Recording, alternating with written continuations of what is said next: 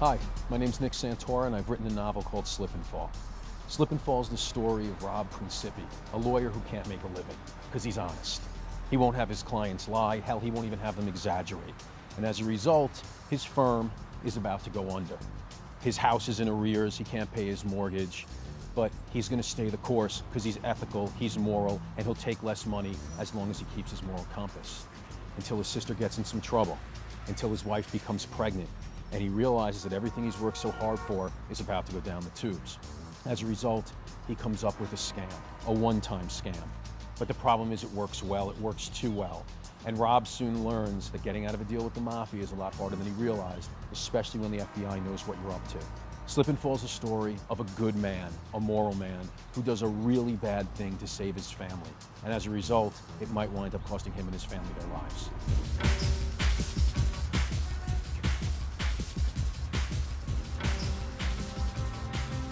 A lot of the characters and relationships in Slip and Fall that make the book so much fun are based on real people and real relationships from my life.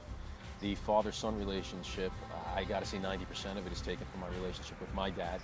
My dad busted his tail as a carpenter to make sure that I and my family had things better than he did. And as a result today, I mean, the guy limps around on a gimpy knee and he's happy to do it. And that relationship comes through in the book. The wife, Janine, is based on my wife, Janine. I just use names that I know. I can't come up with good names. And she, like the character in the book, has supported me and stood by me no matter how stupid I am and no matter what mistakes I make and no matter how many crazy ideas that I have in my life, she will stand by me. And you can't put a price on that. And the character of Jackie Masella, unfortunately, is based on people I know as well. I know in the book sometimes he'll come across as fun and charismatic, as a lot of these mobster guys do. But the truth is they're sociopaths, they're animals. And growing up in New York, you run across these guys. And there are always, you know, wannabes and junior wise guys, and guys who are always on the take and on the scam. And they're scary dudes. And when you read this book, you realize that as charismatic and as fun as they are, down the road they can turn around and be pretty bad guys. And I think it's bringing in these real characters and these real relationships with people that I know, just tidbits here and there, is what makes the characters in Slip and Fall so much fun and so realistic.